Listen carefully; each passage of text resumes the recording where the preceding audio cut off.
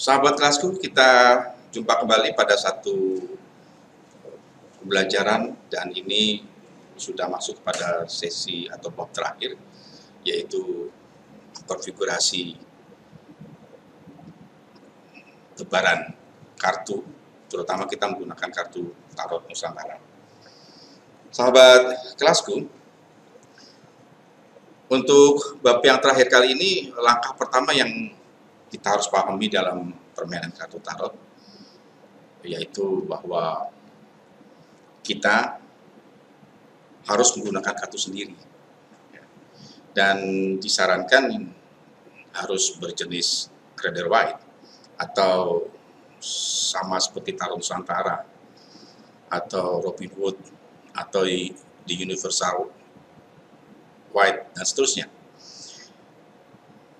Ya, kita tidak merekomendasikan untuk menggunakan kartu di luar itu ya. Artinya sejenis kartu Rider Waite.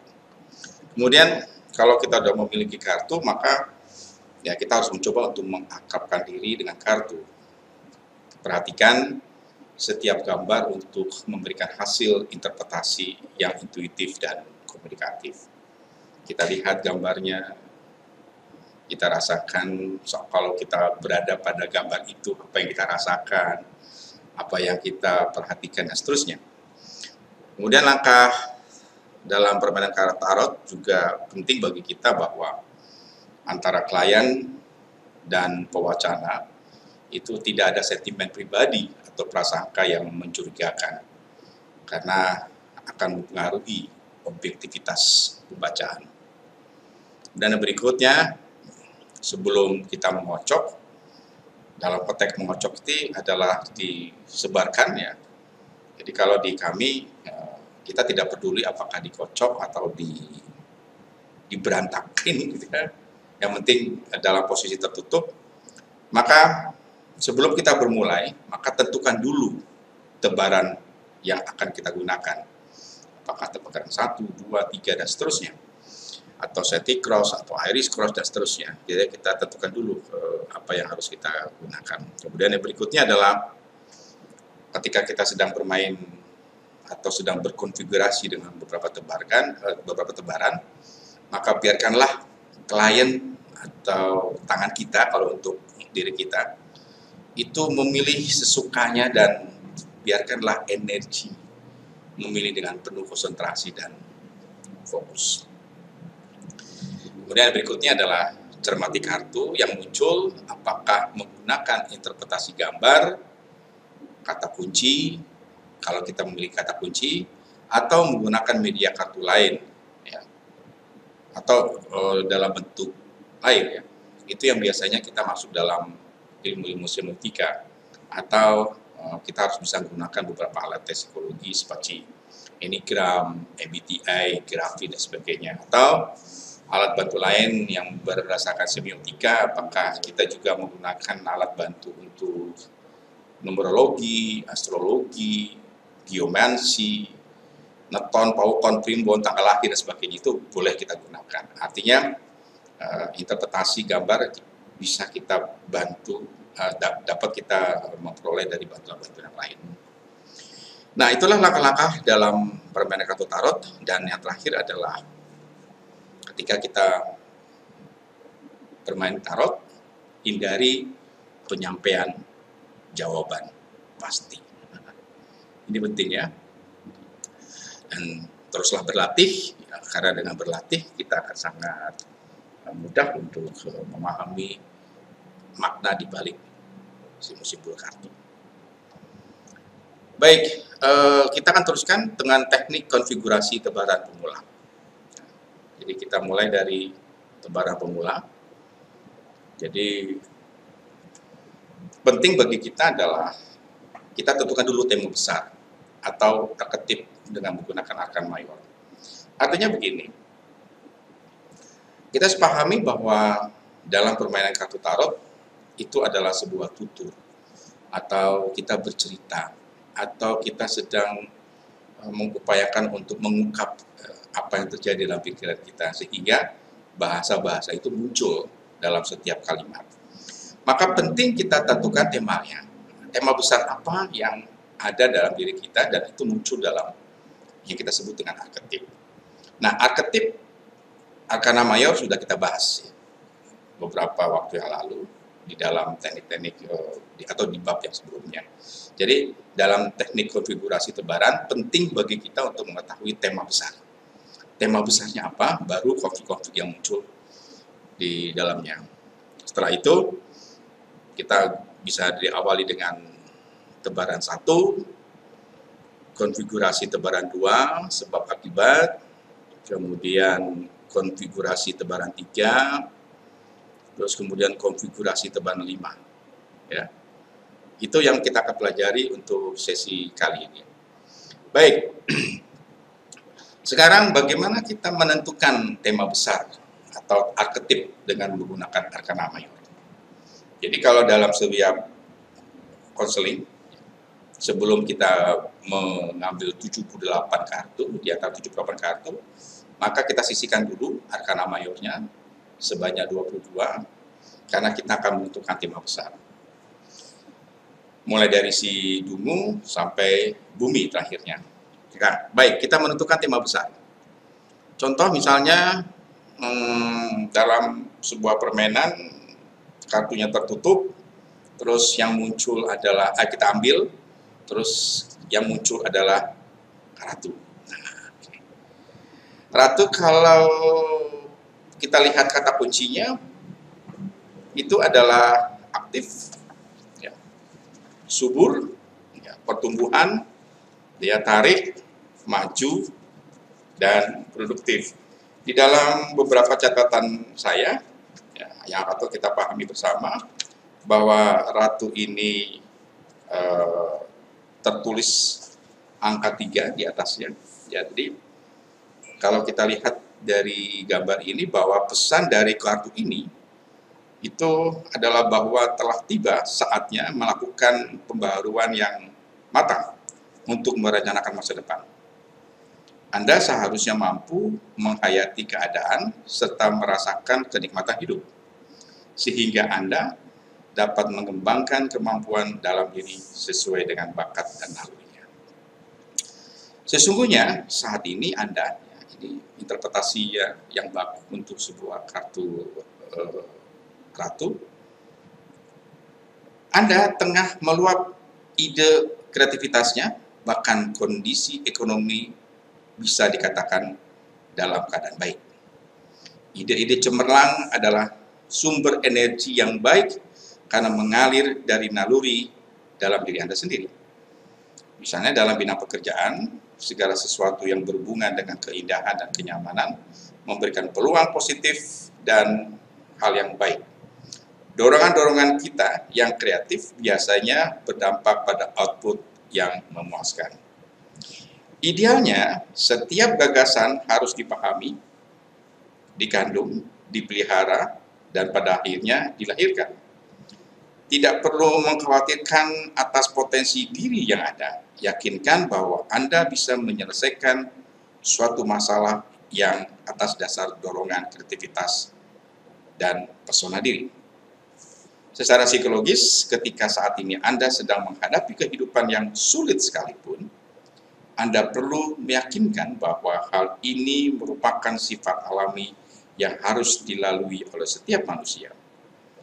Cobalah menganalisis keadaan untuk dapat menentukan jawaban dari apa yang dirasakan dalam pikiran bawah sadar. Anda hanya memerlukan suatu bantuan kecil dari orang lain untuk bisa memahami keadaan diri sendiri.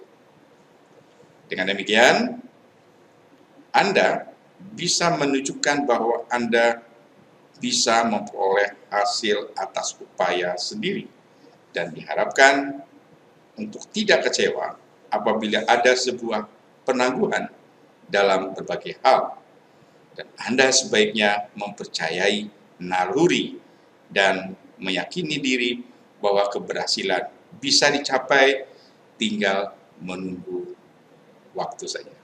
Nah, dengan demikian, ketika kartu ratu, apa temanya? Temanya untuk hari ini, ya, kalau kita mengambil ratu misalnya, situasi hari ini ya adalah saya yakin bahwa saya memiliki potensi dan produktivitas yang tinggi. Nah, itu arketipnya. Itulah sebabnya, maka muncul berikutnya sebabnya, saya, kalau ini untuk kartu saya, itulah sebabnya saya berusaha tampil untuk tetap cantik bagi perempuan atau tetap gagah untuk bagi laki-laki dan memiliki pesona diri. Maka ketika tema besar hari ini sesuai dengan kaidah-kaidah arketip yang sudah kita bahas sebelumnya, bahwa tema kita hari ini bahwa saya yakin memiliki potensi diri dan produksi yang cukup maksimal. Itulah sebabnya saya berusaha tampil untuk tetap gagah bagi laki-laki, cantik bagi perempuan, dan memiliki pesona diri. Baik, itu situasinya. Kemudian kalau kita teruskan, bila kita perhatikan kartu ratu dalam posisi terbalik, ya, maka kebalikanlah dari sebab-sebab yang ada. Misalnya, saya memiliki potensi, menjadi saya merasa tidak memiliki potensi. Maka kata lain dari posisi kendala ketika dalam ratu adalah namun kendala. Nah, saya terkendala dengan rasa khawatir, kecewa, dan takut atas apa yang terjadi. Nah, penting bagi kita adalah posisi situasi hari ini, situasi kendala adalah kebalikan dari ratu, atau kartu negatifnya dari ratu, yaitu adalah khawatir, kecewa, dan takut atas apa yang terjadi. Maka kita membutuhkan resolusi untuk bisa bangkit kembali. Maka dengan demikian, saya harus yakin dan mampu menunjukkan bahwa saya memperoleh hasil atas upaya sendiri. Nah, kalau kita rangkai menjadi satu kalimat, dan kita menemukan kartu ratu, maka bahasanya seperti ini. Saya yakin saya memiliki potensi diri. Itulah sebabnya saya berusaha tampil untuk cantik dan gagah, penuh pesona diri. Namun, saya terkendala dengan rasa khawatir, kecewa, dan takut atas apa yang terjadi. Untuk itu, saya harus yakin dan mampu menunjukkan bahwa saya bisa memperoleh hasil atas upaya yang saya lakukan. Nah, di sini menarik. Ketika satu kartu diposisikan 3 situasi, kendala, solusi, maka penting bagi kita adalah untuk menentukan kata sambung. Nah, situasi hari ini berarti kita harus memulai satu kalimat. Saya yakin saya memiliki potensi. Itu kata sambungnya. Nah, ketika situasi itu berada pada posisi kelanjutannya, dalam posisi kendala, maka kata sambungnya adalah, namun saya terkendala. Dan ketika kita masuk pada sebuah posisi solusi, maka kata sambungnya adalah menjadi, saya harus yakin. Nah, itu contoh kecil. Demikian juga dengan kartu-kartu yang lain, ya. Ketika misalnya sekarang satu kartu berarti kita bisa membaca tiga opsi. Situasi hari ini, kendala, dan solusi. Ini adalah tema besar yang kita bisa terima hari ini. Nah, maka kalau kita ingin teruskan, nanti kita akan masuk pada sesi yang berikutnya ketika kartu ini dijadikan sebuah sarana konseling, maka dengarkan saja satu afirmasi, ya, karena bahasa dari ratu bisa kita akumulasikan menjadi bahasa-bahasa sugesti, bahasa-bahasa untuk masuk kepada pikiran bawah sadar kita. Dan saya mengambil contoh bahwa ketika kartu ratu itu muncul, maka dengan mudah kita masuk kepada wilayah untuk seolah-olah kita sedang berbicara dalam diri kita sendiri. Maka dengarkan saja kartu ini berbicara, seolah kita sedang berbicara dengan diri kita ketika kartu ini berada pada posisi tema besar. Sang Ratu. Bagaimana aku mampu menyatakan rasa terima kasihku kepadamu untuk setiap berkat cintamu dan kehidupan yang mengelilingiku, ya Tuhan. semoga setiap hari aku mampu selalu menyadari akan sifat kasih dan penyayang dari-Mu ya Tuhan. Biarkan jiwa ragaku dipenuhi harapan-harapan baru. Biarkan cinta yang penuh pemahaman menjadi milikku hari ini. Aku memohon rahmat-Mu yang berlimpah dapat melepaskan aku dari kekhawatiran-kekhawatiran. Aku bersyukur untuk setiap cinta yang mengelilingiku, dan aku memohon untuk dapat memiliki kekuatan kesadaran sebagai rahmat-Mu pada hari ini. Betapa banyak cinta dan perhatian mereka di sekelilingku atas kesehatanku, atas pikiranku, karena aku adalah bagian cahaya dari mana cahaya-Mu yang tak terhingga sebagai ungkapan kasih-Mu. Pencerahan yang dirasakan dalam doaku hari ini akan menjadi bekalku kelak. Api kasih abadi akan selalu menyala dalam diriku. Aku memohon dalam doa ini agar mereka yang kujumpai hari ini hendaknya saling berbagi kehangatan dan menjadi cacat bagian milikku, sekaligus merasakan kekuatan anugerah berkah. Amin. Sahabat kelasku, itu sebuah contoh bagaimana arketip atau tema besar dari Ratu bisa kita eksplor lebih dalam lagi, bisa kita eksplor lebih jauh lagi terhadap situasi suasana kebatinan kita. Itu contoh. Nah, demikian juga dengan kartu-kartu arketip yang lain ya mulai yang 21 kartu. Jadi yang penting bagi kita adalah kita tentukan dulu tema besar untuk sebuah konseling tarot. Oke. Yang berikutnya adalah contoh misalnya saja kalau sekarang, atau contoh lain misalnya sekarang, contoh kita mengambil tema besar, kita mendapatkan kartu setan. Oke. Apa yang kita pikirkan, apa yang kita rasakan ketika misalnya kita mendapatkan kartu setan?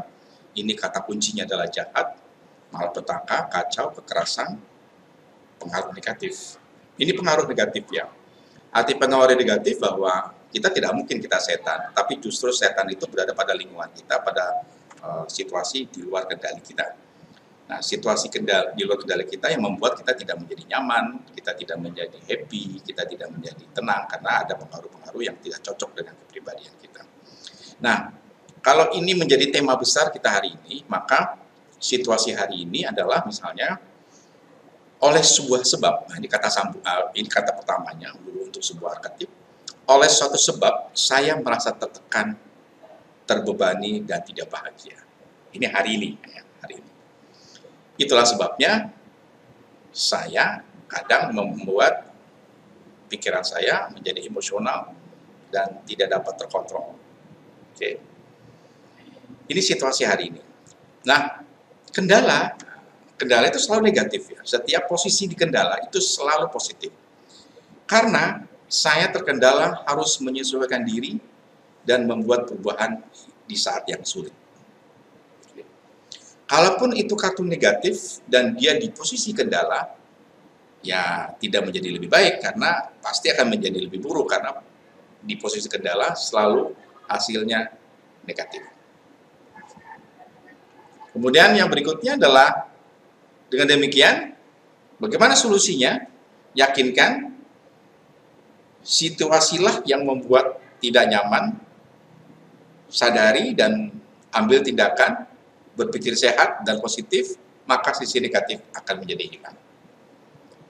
Nah, penekanannya adalah situasi ini yang membuat kita tidak nyaman itu adalah bukan kita, tetapi lingkungan kita. Maka kita pahami bahwa ini adalah kita adalah menjadi akibat dari sebab-sebab yang terdahulu.